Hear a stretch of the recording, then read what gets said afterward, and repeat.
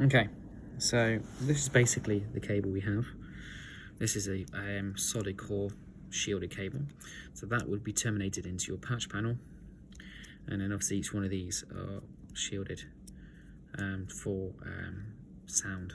Basically, sound doesn't bounce out. I don't know if you're aware, but basically cat cable, category cable runs via sound. So sound travels down these wires, and that's how data is transferred.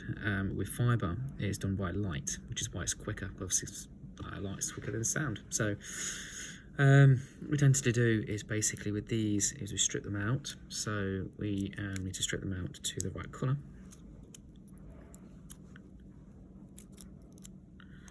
It's a little bit more fiddly because you've got this little shielded cable. Majority of people wouldn't be doing it via shielded. They'd be using standard or just like solid core cable majority of the time. A lot of people make these installations use solid core because they use it for infrastructure, and solid core cables are a lot cheaper to buy than stranded. A lot cheaper, and it's easy to work with. Stranded is a pain because it's like doing a plug socket. You've got lots of little cables that you've got to sort of get out, and it's a little bit more complicated to do it. So this is tin tape, or tin, should I say, wire. So when you're doing it, you don't need that because we're basically making to a plug. So we'll get rid of that, which is the installation wire. And then you just unravel these.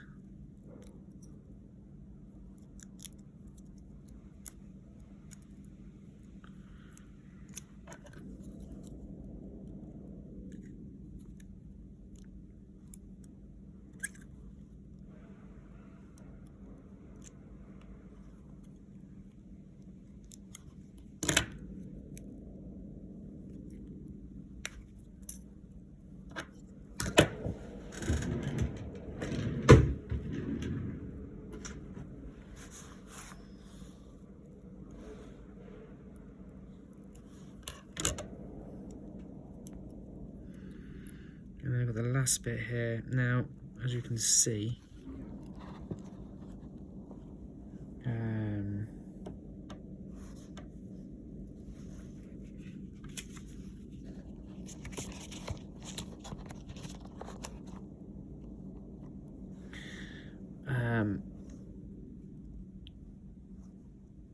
it's very thick.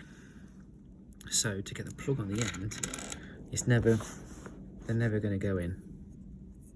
As you can see, it's never going to go over that. So I say you can get Pacific Cat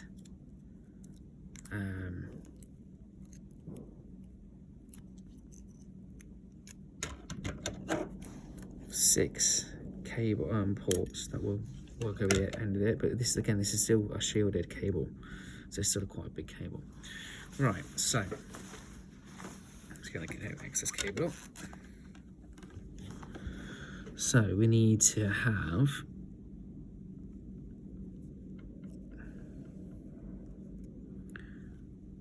now, because of these, they don't do striped anymore. They just do a different colour.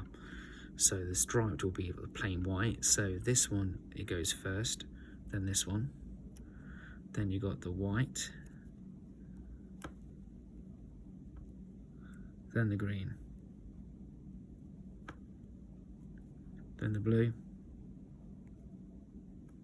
then the white, or that would be blue and white, then the white, no, that green shouldn't be there,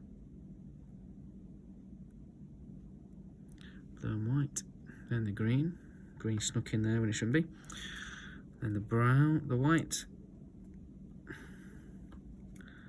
and then the brown.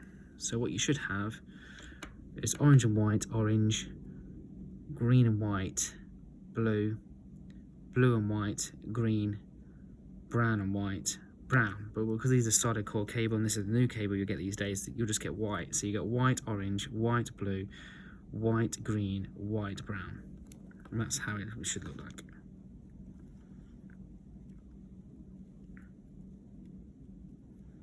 So it's very fiddly. This is why you do always do a lot more cable than you need to, because if you've got longer length, you've got a lot more reach to pull it through, and then you just basically cut it short to what you need to go to. So just double check, always double check, make sure you got it right, because it's permanent if you get it wrong, which is a waste of a plug. And just cut it short, like that. Get your plug. Make sure nothing jumps in. Double check again. Green, blue. And push it in. And you see, you need to make sure that the cable is right to the end of the pins. So when you push them in, you get a line all the way through. It's not a bad connection, to be fair. Like I said, it's never going to pinch that, so just be careful of that, either excess. You get your termination tool, you flip it in, down, out, and that is a simple plug. It didn't take me long at all to do. Right, we'll do the other one. So same thing applies. Get rid of the wire, undo the wires, the foil. These are a little bit more fiddly. I mean, I say majority of the time you won't be using shielded cable. You might be, but it really depends on the infrastructure. But more often than not, you'd be used to be using standard Cat 6 solid core. Shielded is good for infrastructure because it's, as long as you terminate the little wire we just cut off in a patch panel and into your ports, which you have to have dedicated ports for, mind you, it stops any sudden sparks or sudden surges going through, saving your equipment. If I'm being honest with you, infrastructure I've worked with in the past, we've never actually used it. We just use it for the armoured core. There's different versions of this cable. Armoured cable is similar to this in terms of using individual wides. Armoured tends to be shielded and armoured, and the difference being is you have a little plastic cross all the way through the cable. It's a lot thicker cable. An armoured cable is designed for heavy duty, and it's designed to go into rafters and things like that. An armoured cable is like the best cable you can get for your money, because it's designed to last.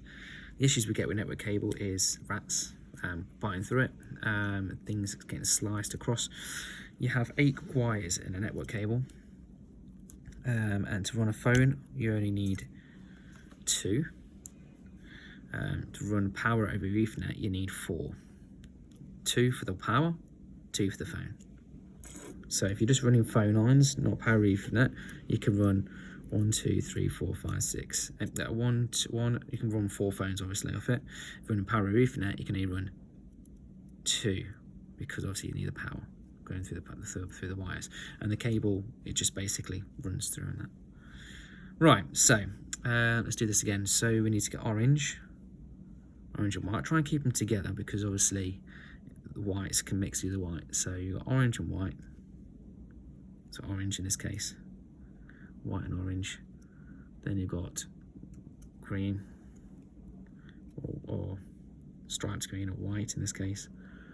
Then we've got blue that comes across here.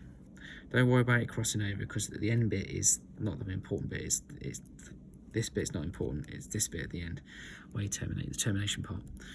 Then the white for the blue. Then your green.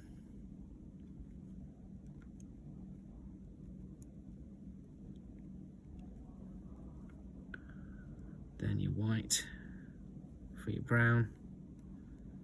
And then your brown. It's a little bit fiddly, it really is.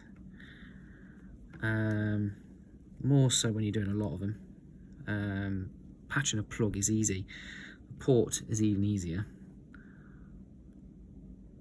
Blue, white, green, white.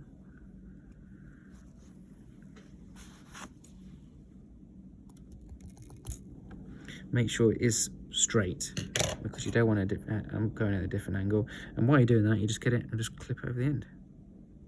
Do it right and nothing should bounce out.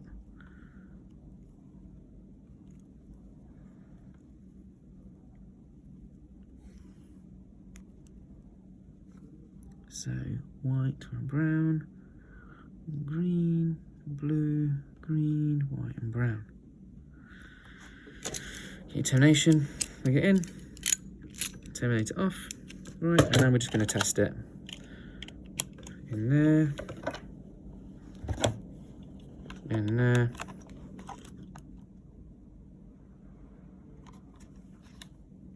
All good, all green across the board, job done.